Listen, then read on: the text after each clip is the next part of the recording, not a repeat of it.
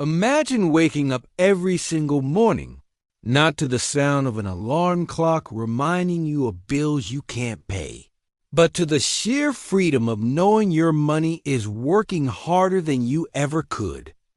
You check your accounts, and instead of dread, you feel a surge of power. This isn't a fantasy reserved for the lucky few or the corporate raiders.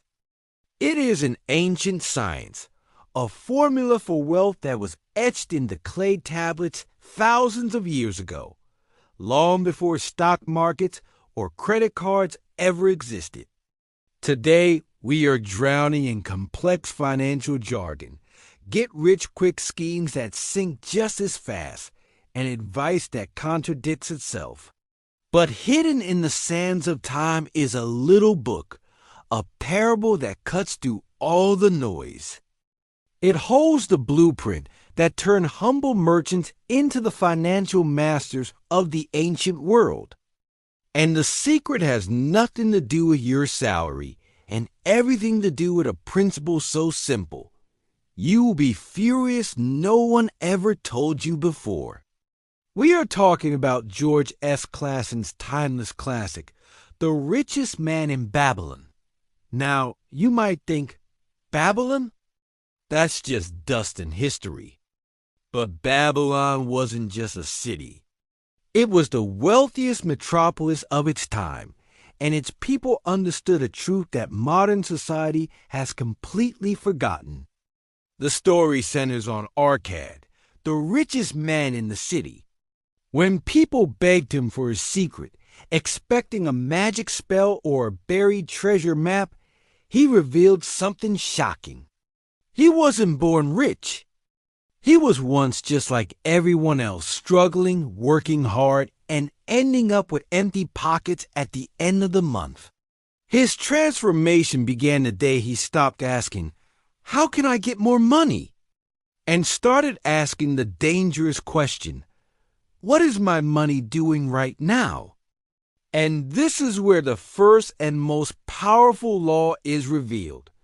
The lesson of paying yourself first. Arkad's mentor gave him a simple task. For every 10 coins you earn, you must only spend 9. That 1 coin you keep, that's not spending money. That is your army. That is your slave. You are building a force that will eventually fight to bring you more coins. Most of us, we work for money. We pay the landlord, we pay the government, we pay the bank, and if anything is left, we might toss a few crumbs into a savings account. We are the last person we pay, but Arkad flipped the script.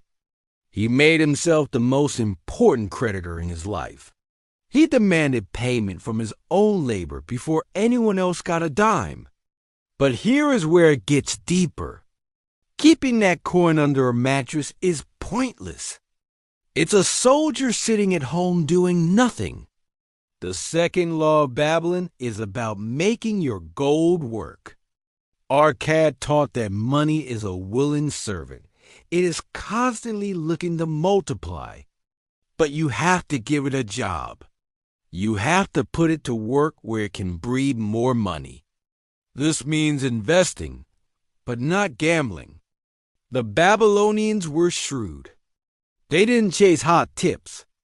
They invested in things they understood, in the debt of the hardworking, in the land of the honest, in ventures where the principle was safe.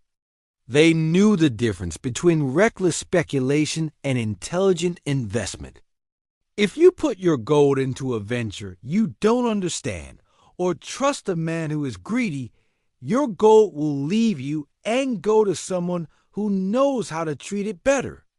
And this leads to the third pillar, the wisdom of seeking counsel from the wise. In the book, a man named Rodden, a skilled spear maker, gets a sudden windfall of gold. He doesn't know what to do with it. He goes to his sister, who loves him, but she advises him to buy fancy clothes and jewelry to fit in with the nobles. He goes to his friends, who want him to throw parties. his money vanishes. The richest man in Babylon didn't get rich by guessing. He surrounded himself with advisors who had been successful for years. He sought the counsel of those who had experience in protecting and growing wealth. In our world of TikTok gurus and meme stocks, this lesson is more vital than ever. Before you risk your hard-earned capital, ask yourself, who is actually qualified to guide you? The entire philosophy of Babylon rests on one core belief. Wealth is not a matter of luck, but of habit. It is the result of discipline, of patience, and of protecting your assets from loss. It's about living within your means, not to deprive yourself, but to build a fortress of security.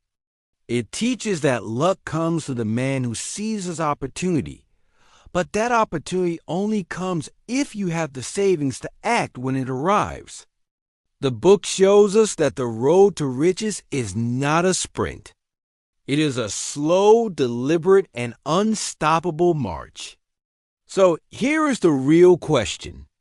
When you look at your bank account today, do you see a reflection of your effort, or do you see a reflection of your habits? Are you digging yourself into a hole of debt for things that lose value?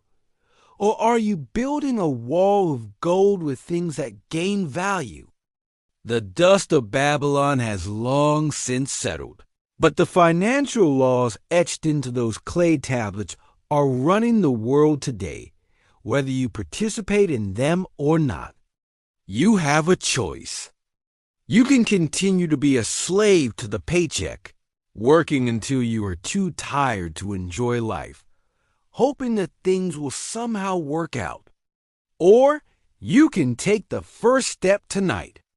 You can decide that from this day forward, you will pay yourself first. You will take that first 10% and you will command it to go to work. You will build your own personal Babylon, brick by brick, coin by coin, until the day arrives when your wealth is no longer dependent on the hours you work, but on the wisdom you have accumulated. Don't just watch this video and forget it. Let this be your wake-up call. Go get the book. Apply the lessons. And 1 year from today, look back and thank yourself for having the courage to start. Because the richest person in the world isn't the one who has the most, but the one who needs the least and controls the most of their own destiny. Now, go build your empire.